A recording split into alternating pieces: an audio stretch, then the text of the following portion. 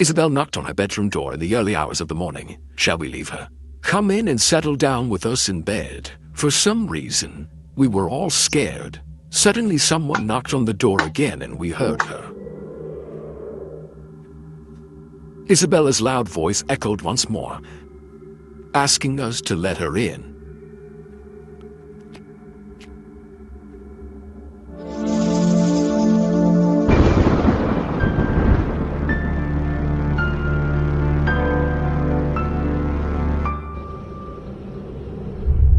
Good evening, dear community.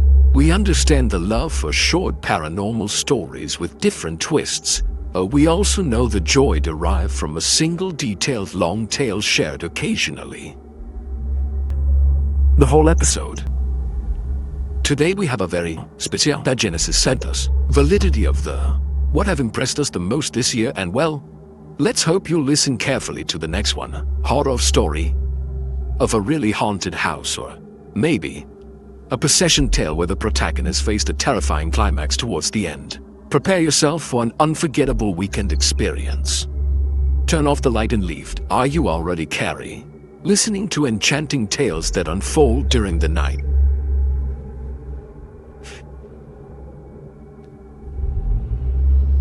When I was a child, I used to spend weekends sleeping at my uncle's home, delighted by treasured moments with my older cousins. Every Friday they'd pick me up from school, and the weekend would be ours to share. Their home felt like my own second sanctuary, filled with gifts, affection, and endless laughter, weaving an unforgettable bond. At the ripe age of 10, I deeply cherished these days with Isabella, my 14-year-old cousin. Minerva, already a matured 16, and Orlando, our eldest cousin at 20, though he was seldom present during those occasions. Home. I still remember this weekend in 2010 well, as if the memories have lingered close, like they happened just days ago. The family had recently relocated, moving from a cozy dwelling into a grand, expansive two-story abode that echoed excitement through its halls. On the upper floor, my cousins and uncles enjoyed their peaceful quarters, alongside a dedicated TV room for shared entertainment. There were 2 downstairs, more rooms.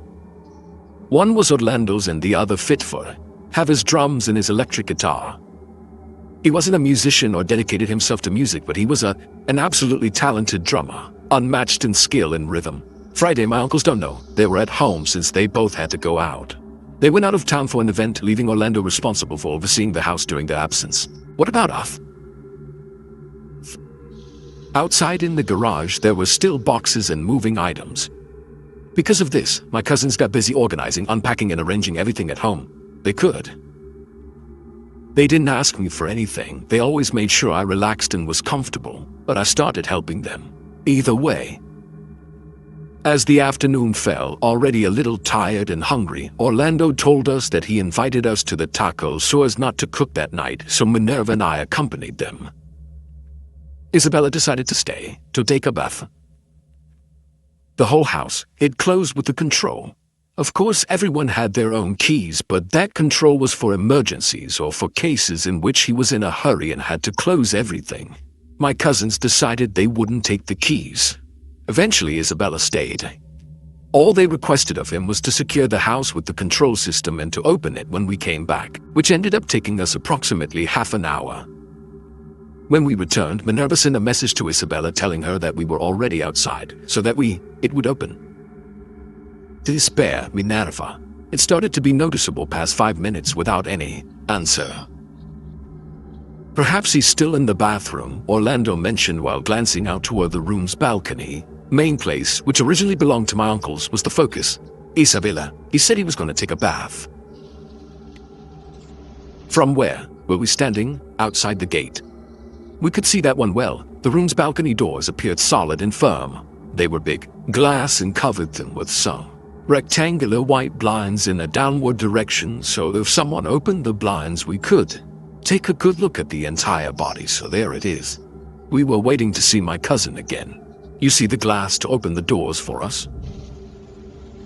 Minerva had to call him once more. And it was only then that we saw Isabel peeking out through the glass She stood at the balcony door, one hand holding the blind, and with the other, the cell phone. She had wet hair and a towel surrounding his body. Open the door already. I told you ages ago that we arrived, and now Nerva is both desperate and upset. The hunger we all faced deeply affected us. We were on edge and frustrated. We wanted to go straight in and eat. Expect us that I can't find control. Isabella, he replied in a frustrated tone. The conversation quickly turned into an argument, with Minerva gesturing wildly and Isabella. I was just screaming for him, phone looking at her, through the glass. I approached my cousin Orlando to hold his arm. As the cold weather settled in, night descended swiftly like the fleeting moment of Minerva's embrace. I stopped talking. I cut her off suddenly. Turn around and look at her. She still had the cell phone in her ear. Her gaze was still towards the balcony, but her expression of annoyance changed to one of concern in a moment. Isabella stood in that fleeting instant, her presence commanding the attention. Who are you with? Asked my nerves. Orlando and I instinctively turned toward him, my voice breaking with concern. Beyond the balcony stretched an air of mystery, shaded by moonlight. Adjacent to Isabella stood a shadowed figure, enigmatic and still. A dark silhouette like that of a very tall adult, standing upright. Just there beside her, that odd and peculiar presence loomed silently. He opened the blind with one hand and waved slowly with the other, waving his arms from side to side. My stem stood on end. What are you talking about? I'm alone, don't scare me. Isabella replied with annoyance, but at the same time with a shy tone. Isabella, get out of there quickly, my cousin immediately shouted as he moved and banged on the gate desperately as if he were going to open it. Look how Isabella pressed her forehead against the glass, closed her eyes and began to crying, completely frozen in place she was. A notorious one who did not want to turn his sides or run. Isabella, on your right. Now Minerva screamed desperately, trying to get Isabella to react and flee. That silhouette was still standing there, still making that strange gesture of. Orlando greeted us, already scaling the gate, determined to reach Isabella and find a path upward. Although the house was firmly shut, his primary aim was to ascend to the balcony and open the room door from there or break it. She quickly shut the blinds, vanishing from sight. At that moment, we saw how Isabella turned her head. Finally, as we drew the blinds, everything seemed to vanish from our sight completely. Vista too. Minerva hung up the phone, and with her shaking hands, she was trying to call emergencies. The only thing we all thought at the time was that there was an intruder in the house. What about Isabella? I found myself engulfed in peril, my body quivering uncontrollably with intense fear. Witnessing my cousins racked with desperation, crying for Isabella, utterly shook me to my core. Everything, it had caused me a lot. Anxiety I didn't know. How can I act in this situation? What decision should I make? Utterly powerless. I had no means to help. Orlando had already arrived, adding to the tension of the moment. Up to the balcony. He yanked at the door of the glass to enter the room. The alarm of the house began to ring. Minerva turned at once to the balcony and left to do what he did. With the cell phone still failing to place the emergency call, we realized that the alarm had been turned off and the gate finally swung open. He opened the door and let us in. Minerva took my hand and we approached her, standing at the front door observing closely. He opened it very slowly with his trembling hand, insisting on staying in this place for longer. He ordered me as he peeked out his head through the door.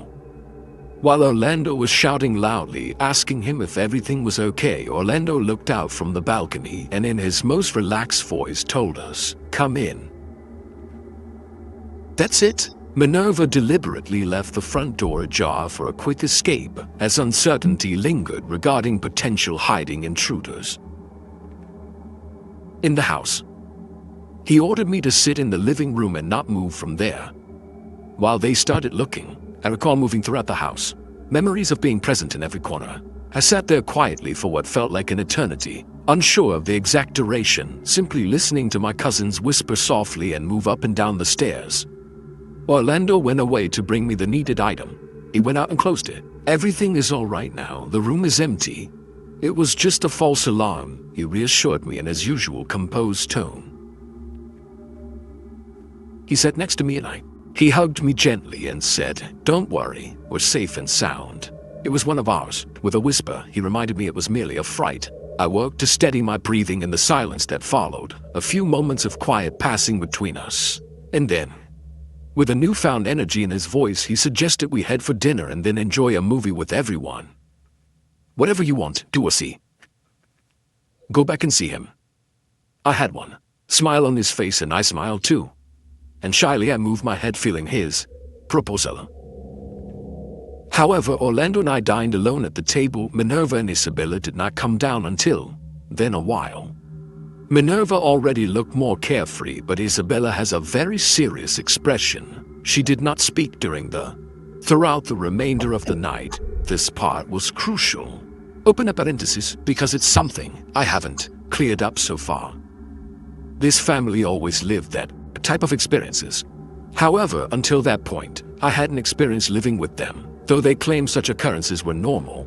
At his house, let voices resonate, accompanied by sounds and shadows, and so on. Please stop immediately. Them living these scenarios was already over, part of his daily life. However, I must emphasize that these incidents were controlled, resembling what occurred that particular night. It was too strange even for them. See the apparition as such over a long period of time. Was it to be alarmed?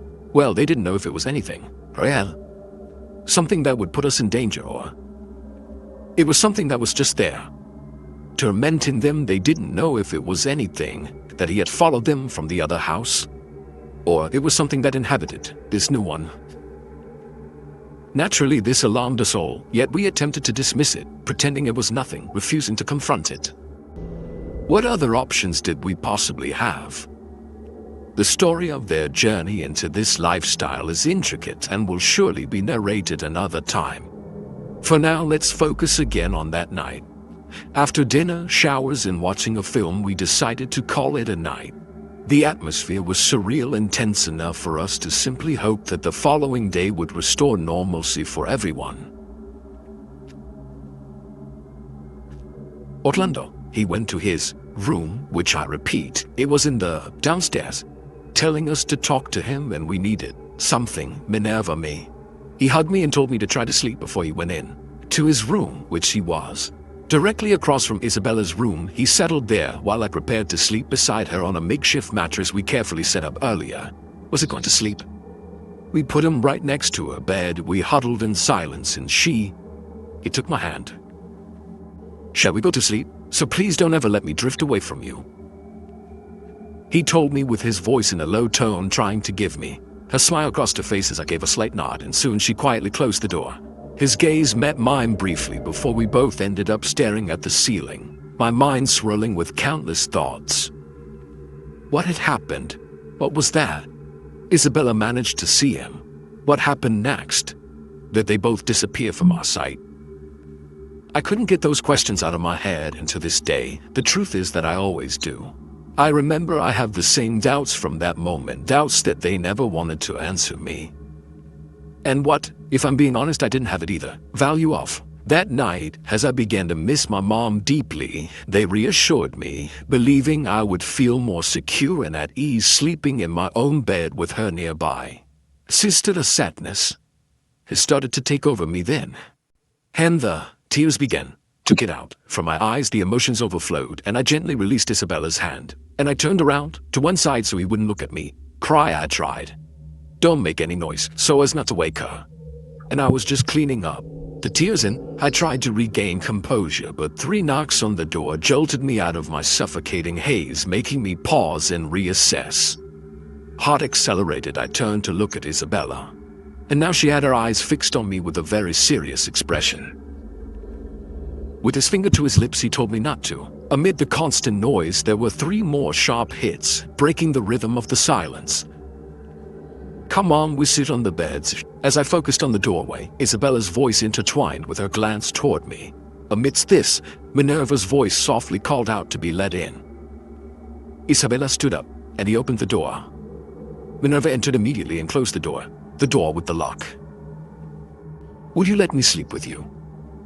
Unsettled and restless, Minerva carried her cloak and pillow as I stretched out space on the air mattress. Its size dwarfed the accommodations we had, yet there was room enough for more than what the moment required. Isabella spare.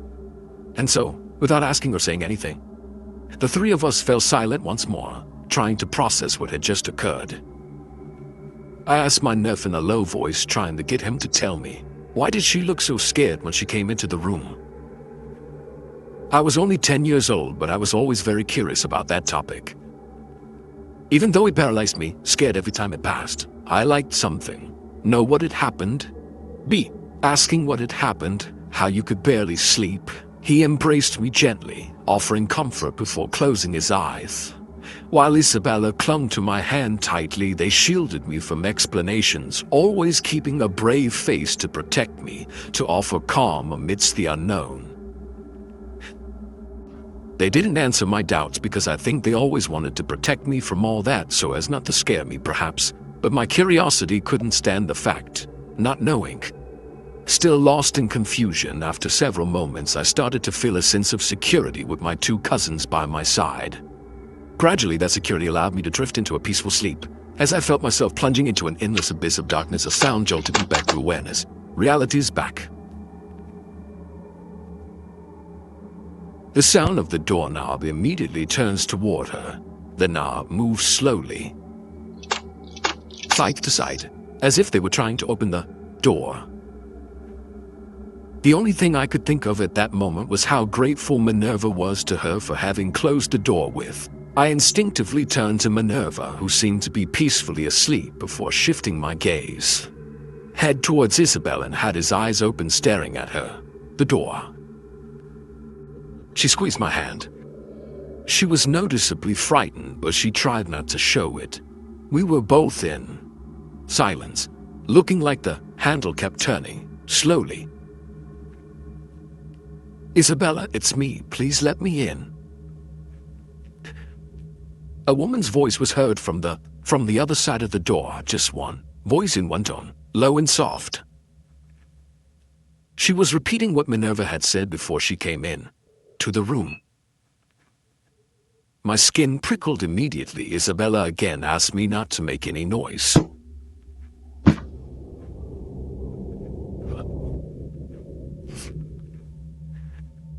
Tiblose. They heard heavier, louder thuds at the door, more forceful than Minerva's. That sound heralded the eventual. He woke her up. It's Orlando too.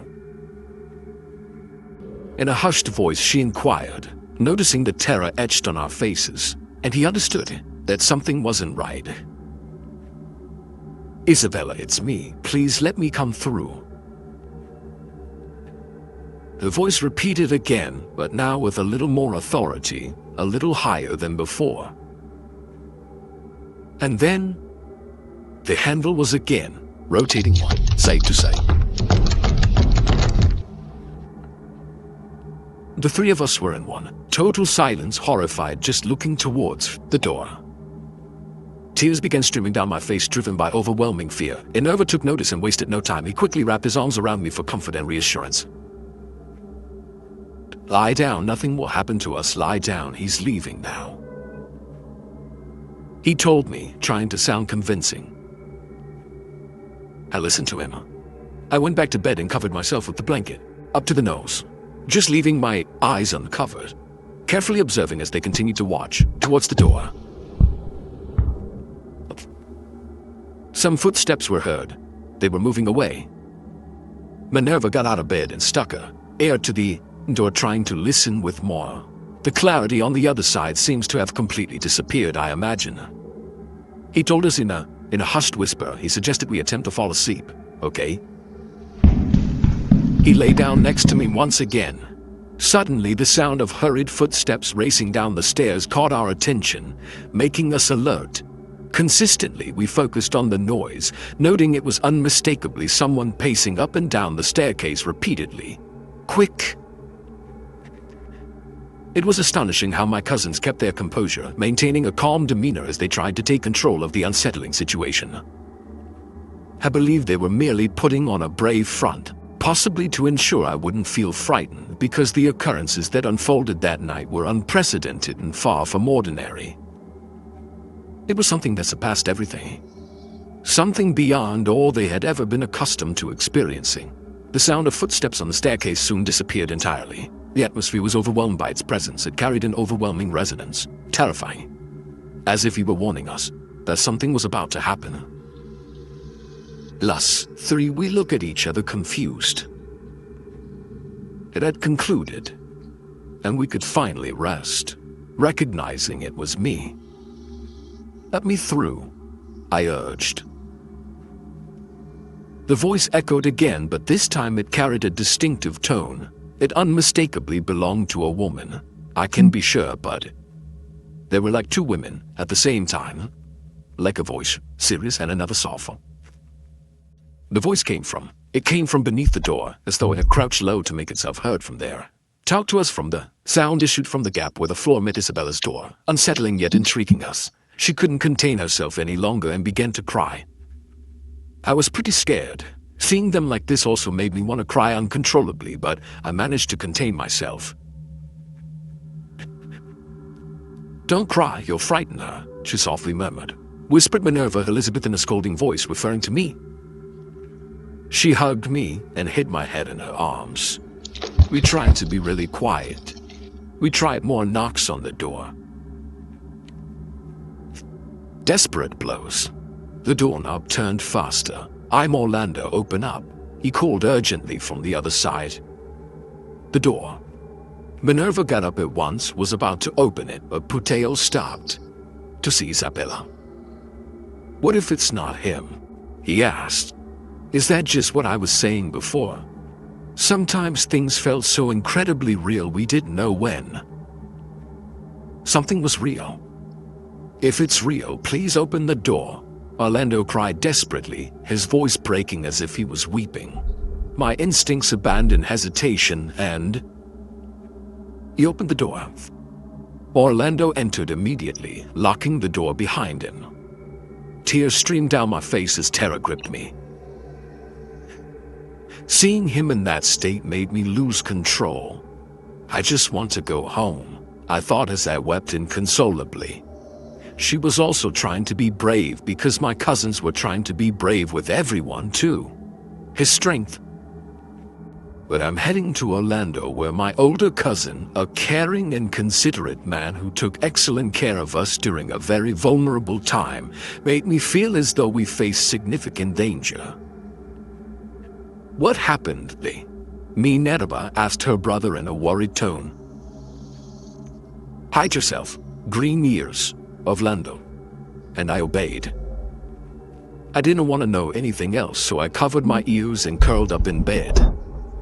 Simply watching Orlando cry while he spoke nervously sent chills down my spine, leaving me to speculate on the unsettling situation and the emotions involved. Scene. When outside, I firmly shut the door behind me, ensuring no one could enter. Eyes in there, tiredness and crying put me to sleep. Instant. The next morning, as the sunlight dispersed into the room, I finally felt a wave of relief wash over me. The tense night had ended at last. I thought to look at the wall clock that Isabel had in her dressing room. It was 9:00 a.m. Isabella and Minerva were still fast asleep. Orlando wasn't in the room. Everything that happened that night was real. It was a bad dream. This morning she felt so calm, so different that she couldn't believe we had gone through something so horrible. Honestly, that's when I thought I dreamed it all. I slipped out of the mattress. I slipped on my slippers, exited the room, and headed to the bathroom. My mind clung to the idea of a nightmare, nothing more. Yet I couldn't ignore why Minerva and Orlando's presence were puzzling. I came out of the bathroom and the smell of hotcakes opened my door. Strangely, my appetite diminished. Arriving at the dining area, there was a breakfast set up. My aunt busied herself in the kitchen. "Good morning, my child," she greeted. "How did you sleep?" I asked my aunt, giving me a smile. Such a drastic change from what happened the night before, and what was happening that morning was so unreal that I began to feel very strange. "Good morning, Aunt. What time is it now?" They arrived. I asked, ignoring his question. "You did a little while ago. Uncle, he went to sleep. He's tired and he has work later." Right now I'm just making breakfast for them and I'm going to sleep for a while, I also said in a way. A quick, as if urging him to finish what he was doing soon. Go pick up your cousins. Please, he ordered me without saying a word next to him. I said. I walked out of the kitchen towards the stairs. I passed one side of my cousin's room. The door was open and inside it looked quite dark because I couldn't sleep with light. So I had curtains, blackout that did not let in even a small ray of light. The darkness of his room always gave me chills. I went back to my aunt in Orlando. Aunt? I asked. He just laughed. My girl said she had things to do. I simply nodded at his answer and went upstairs to wake the girls. Breakfast was pretty weird. Although the atmosphere in the house was peaceful, between us there was only silence and a tense circle, as if we all wanted to talk about what happened during the night. But no one had the courage to say the first word. We just looked into each other's eyes and ate breakfast in silence, late evening falling.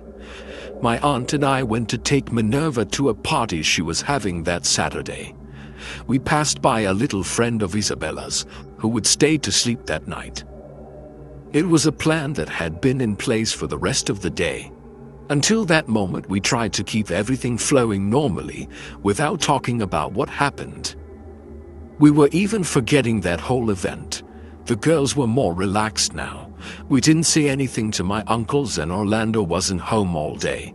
Isabella, her little friend, Jenny, if I remember correctly, and I stayed downstairs in the living room so as not to bother my uncles with the noise. They were already upstairs in his room. It was already past 10 p.m., so at 3 we were in the living room watching High School Musical. The two of us were in our pajamas, eating popcorn and sitting cross-legged on the couch in front of the TV. We had all the lights off, just the TV illuminating the area. I still remember the exact scene in the movie where the nightmare started again. It was the epic scene we almost all know where Trey sings on the golf course.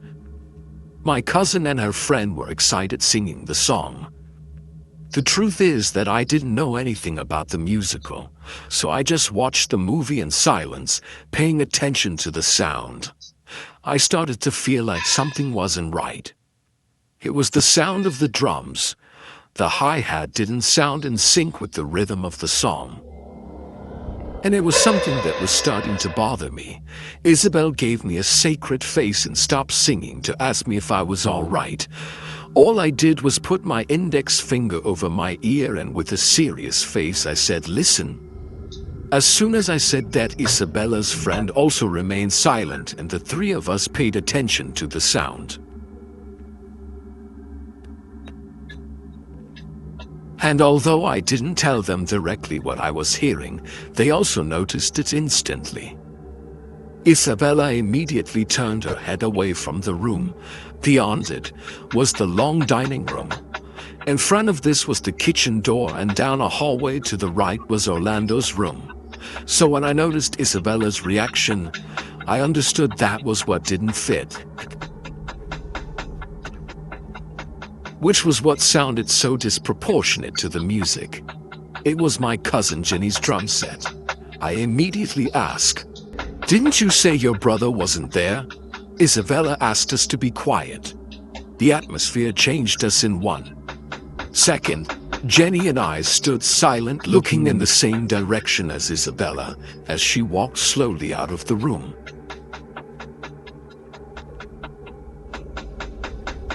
She stood in the dining room archway and turned toward Orlando's room. When he did that, the hi-hat stopped playing. Jenny turned to me. She had a confused look on her face while I began to feel my skin crawl. "Orlando's not here," I whispered to Jenny.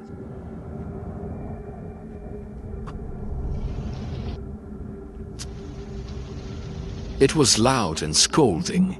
I didn't know exactly where the sound was coming from, but it seemed that Isabella quickly came back towards us, and I immediately got up from the couch, willing to run to the garage if necessary.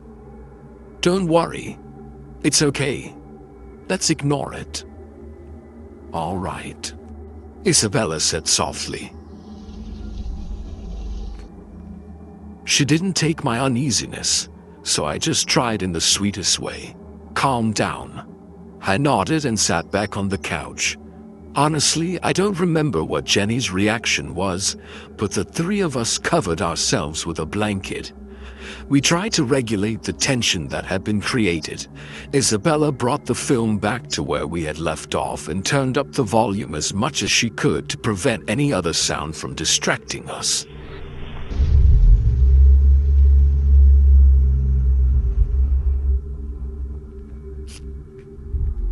Thanks for continuing here, community.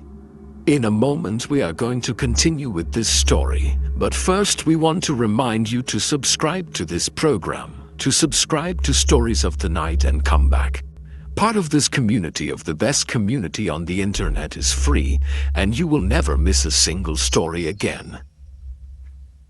In the description, we also leave you all the necessary links so that you can find our social networks, the email to send your stories, and also where to buy the book while it is still available. And now, yes, we continue.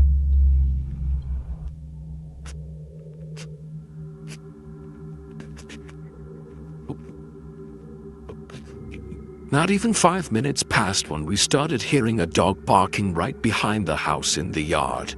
To get to it, you had to go through the kitchen, which, I repeat, was just off the side of the dining room. We only had views in the dining room then, where we were sitting. Look how my cousin started crying. Jenny asked her if she was okay with a little worry, and she said, "It sounds just like Sweet."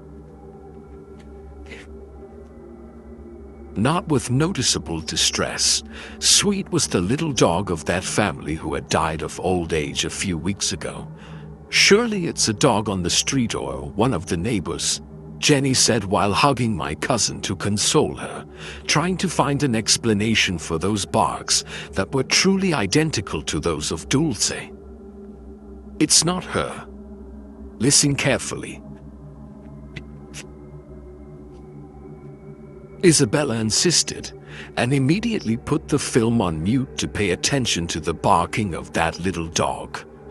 My cousin got up from the couch and walked towards the dining room. Again, Jenny went after her so as not to leave me alone in the room. I followed her at 3.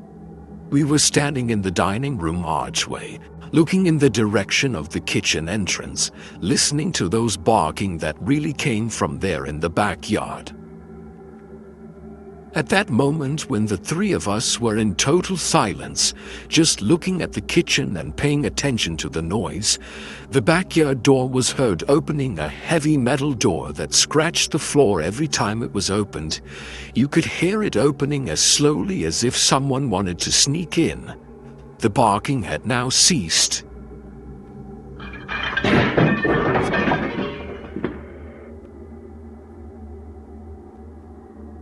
As I thought about this, the bursting dishes in the kitchen made us jump out of fright. It looked like someone had grabbed a fist of them and dropped them hard to the floor. The sound was so loud it made us scream. My hands began to shake and my heart to quicken. I heard Jenny yelling at Isabel to talk to her dad.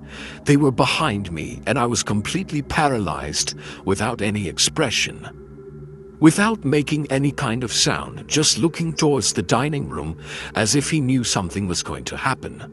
Right there, I heard Isabella shouting at me, telling me things that I don't remember, but she wanted me to move, to go towards them, that they were already close to the door to go out to the garage. His voice began to sound far away. A very high-pitched beeping came into my ears. I heard nothing but that annoying sound. The sound of the environment came back to me as a dark figure, almost like a shadow, emerged from the kitchen. He was crouching as if trying to be stealthy, but he was big and rough. He got under the dining room, and he was so clumsy that when he got under the long dining room, he made the chairs slide back and the table shake. I remember perfectly that on his head he had two thick horns, like those of a wild goat, which are very long and bent. It seems pointy. I don't remember very well what his feet looked like, but they were very large. They looked like those of an animal, as if instead of toes he had hooves. It's all I remember of that thing, with what little the light in the window let me see of it. The sound of the chairs moving was what had brought me to reality. I heard Isabella and Jenny yelling at my uncle. I was still unable to move from where I stood, unable to express anything, no gesture, no sound. I was totally paralyzed in shock. In seconds, I watched my uncle enter the dining room with a bat in his hands. He turned on the lights throughout the house, and the first thing I noticed was that there was nothing under the dining room. But like that and like that, some strings on the floor were moved. I felt my aunt's hands taking my shoulders, and she told me to get out of there. He took me outside along with the girls, and while he guided me, I kept seeing that scene. Look how my uncle walked into the kitchen, and then I lost sight of him. My aunt, cousin Jenny, and I were in the front yard. My aunt was comforting the girls who kept crying and shaking. I couldn't believe what had happened. My shock was so great that I was never able to express anything.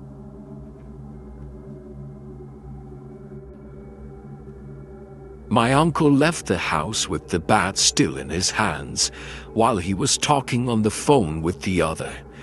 Apparently, he told 911 that someone had broken into the house and needed a patrol. About 10 minutes passed when the police finally arrived to help us. 2 officers entered along with my uncle to check the house, while one more asked us questions when he wanted to interrogate me. My aunt refused. He told her I wasn't feeling well, that it wouldn't be a good idea. The truth is that at that moment I only saw and heard everything that happened. I had seen something paranormal before, but nothing like that experience. And in fact, throughout my life as I grew up, I kept experiencing things that have no explanation. I kept experiencing things they don't have. No explanation within the normal, but specifically that night something totally changed in me. My perspective of reality, of the possible. What's real? I wondered for many years. I started to lose rational thought that night. Did someone really break into the house? And how did he get in? Where did he go?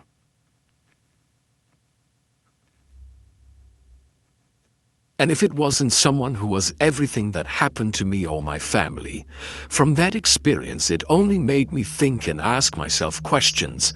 I became expressionless. Yes, I was afraid, but I never expressed anything. I was just thinking and wondering why, how.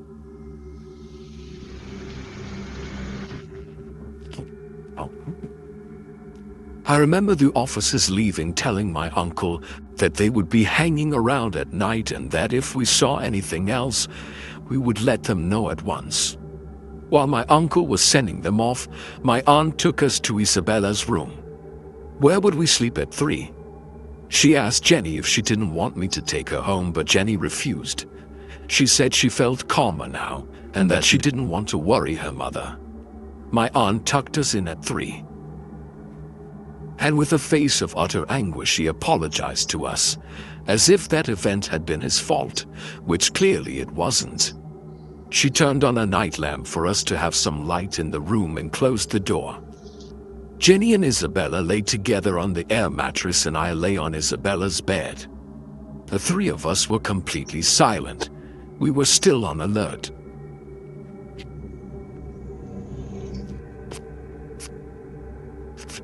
It was barely 11. All that event had happened in 1 hour or less. Didn't the adrenaline let us fall asleep? Jenny asked in a whisper. I don't know. I don't know what to tell you, Isabella answered again. I think the atmosphere got tense.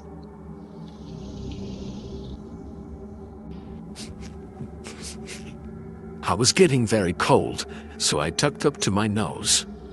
They asked me if I was okay, and I just nodded without taking my eyes off the ceiling. Did you see? Did you see that thing had horns? Jenny asked again. Isabella didn't answer. I turned to look there. I turned to look at Jenny. She too had her eyes fixed on the ceiling, looking thoughtful.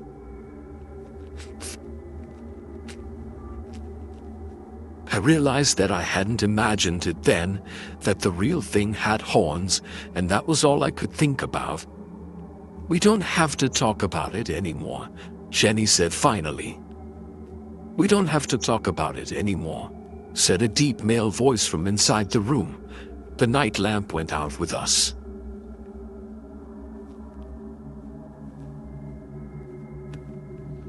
None of the three of us screamed for some reason.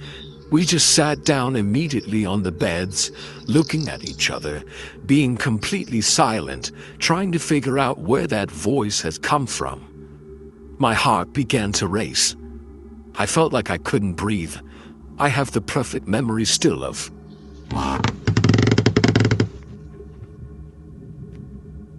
Jenny's face when they pulled her legs, when they tried to pull her off the mattress. Following that, in the bed where I was, she began to move as if someone very large and heavy was underneath her moving. The only thing that came to my mind right now is that I was shaking, that we were going through an earthquake or something. I leaned back against the wall, watched Isabella take Jenny's hand to help her.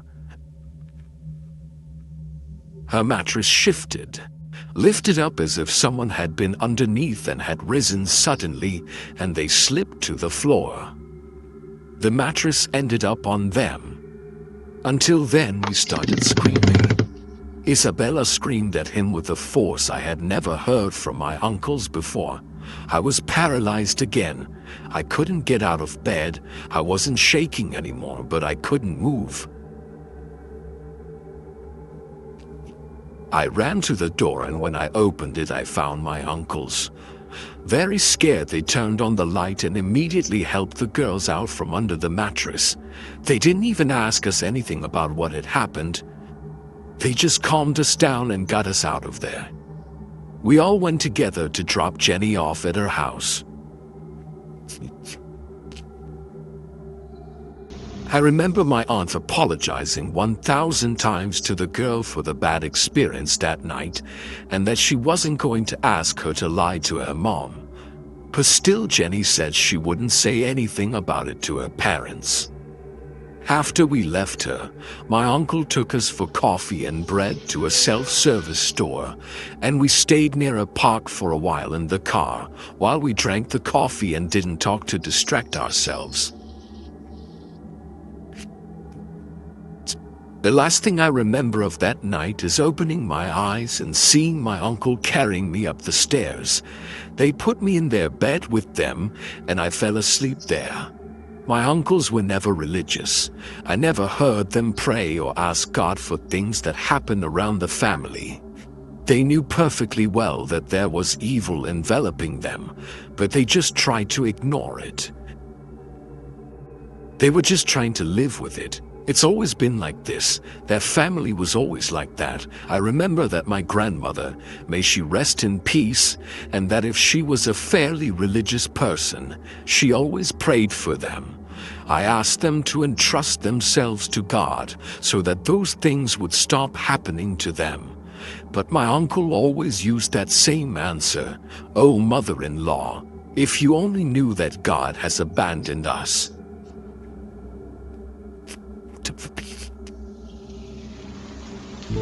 Months after this event, they found another place to live and did not hesitate to move.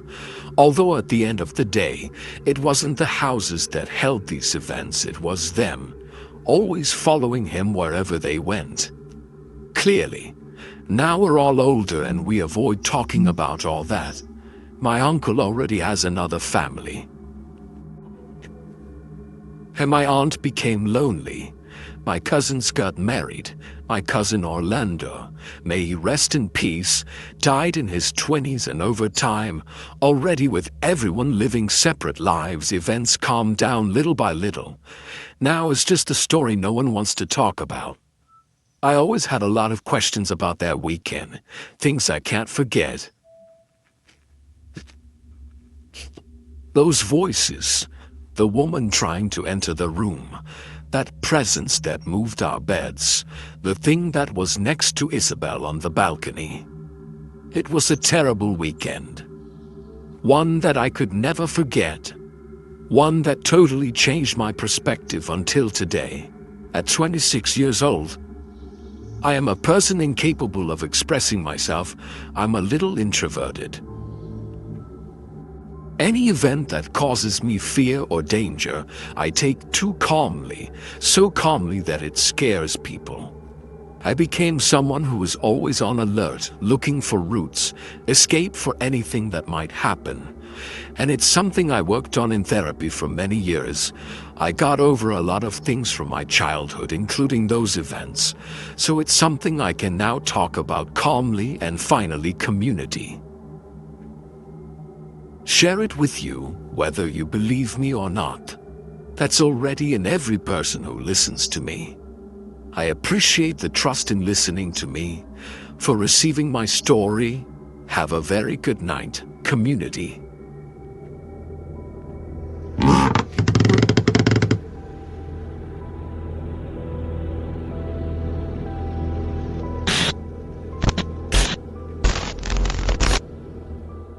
Bạn